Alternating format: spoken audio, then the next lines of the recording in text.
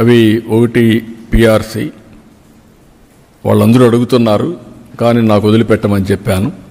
ఎందుకంటే నాకు వెసులుబాటు వస్తే పిఆర్సి ఇవ్వడం మ్యాటర్ ఆఫ్ డేస్, కూర్చొని పెడతాం, మాట్లాడుకుంటాం, సుముఖంగా చేస్తాం, అది పెద్ద ఇష్యూ కాదు.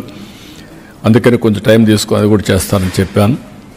అదే సమయంలో సుప్రీంకోర్టు ఏదైతే ఒక డెసిషన్ ఇచ్చారో ఆ డెసిషను అప్పటికి సిపిఎస్ విషయంలో 2004 కంటే ముందు నోటిఫికేషన్ ఇచ్చుంటే ఆ రిక్రూట్మెంట్ ఇచ్చిన వాళ్ళకి మాత్రం అదే వర్తించాలి, సిపిఎస్ వర్తించాలని చెప్పేసి మన ఓపీఎస్ వర్తించాలని పెట్టారు. అది కొంచెం ఒక సమస్య ఉంది, మన వాళ్ళు డిస్కస్ చేసి అది కూడా ఏ విధంగా చేయాలని చేస్తారు. ఇంకా కొన్ని సమస్యలు నా దృష్టి తీసుకొచ్చారు. అవన్నీ కూడా మా క్యాబినెట్ సబ్ కమిటీ ఎప్పటికప్పుడు మాట్లాడి మంత్రి సెక్రటరీ వాళ్ళ లెవెల్లో కూడా పరిష్కారం చేసుకుంటారు. కానటివి ఈ క్యాబినెట్ సబ్ కమిటీ మాట్లాడి అవి పరిష్కారం చేస్తూ ఇంకా ఏదైనా సమస్య ఉంటే నేను కూడా అవి నా నోటి తీసుకొచ్చి పరిష్కారం చేస్తాం. నేను వాళ్ళని కూడా కోరింది ఏంటంటే, ఈరోజు రాష్ట్రంలో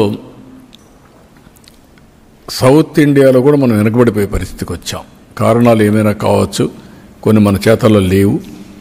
కానీ ఇప్పుడిప్పుడు దీన్ని పికప్ చేసుకొని స్ట్రక్చరల్ కరెక్షన్స్ కూడా జరగాలి, ఆదాయం పెరగాలి. అదే సమయంలో అందరికి కూడా మెరుగైన జీవన ప్రమాణాలు ఉండాలి. అందులో ఎంప్లాయీస్ ఎవరైతే కష్టపడతారో వాళ్ళకు కూడా డ్యూ రికగ్నిషన్ ఆర్ వాటా ఉండే పరిస్థితి రావాలి. దీంట్లో వాళ్ళు ఒక మేజర్ స్టేక్ హోల్డర్. అవన్నీ కూడా ఎప్పటికప్పుడు వర్కౌట్ చేస్తాం. కానీ డెవలప్మెంట్ కూడా అదే మాదిరిగా ముందుకు పోవాలి. వారిని నేను కోరింది, ప్రజల్లో కూడా ఒక మంచి పేరు రావాలంటే ఈరోజు మీరు చూస్తున్నారు, ఒకప్పుడు అన్ని రోడ్లు పార్ట్ హోల్స్.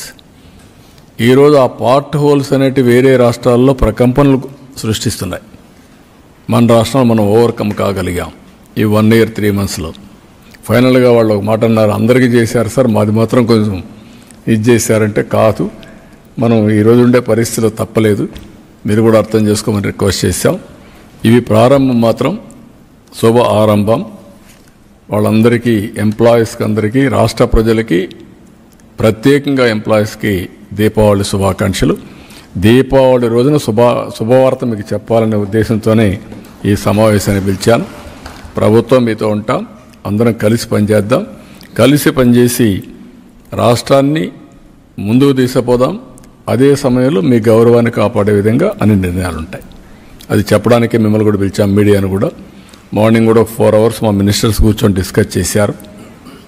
నేను ఎప్పటికప్పుడు ఇవన్నీ కూడా మాట్లాడి అందరి యొక్క సమస్యలు తెలుసుకుంటూ వీలైనంత వరకు సమస్యలన్నీ పరిష్కారం చేసి ప్రజల్లో నేను ఎప్పుడు చెప్తా ఉన్నాను, ఒక వెల్తీ, హెల్తీ, హ్యాపీ సొసైటీ ఉండాలి.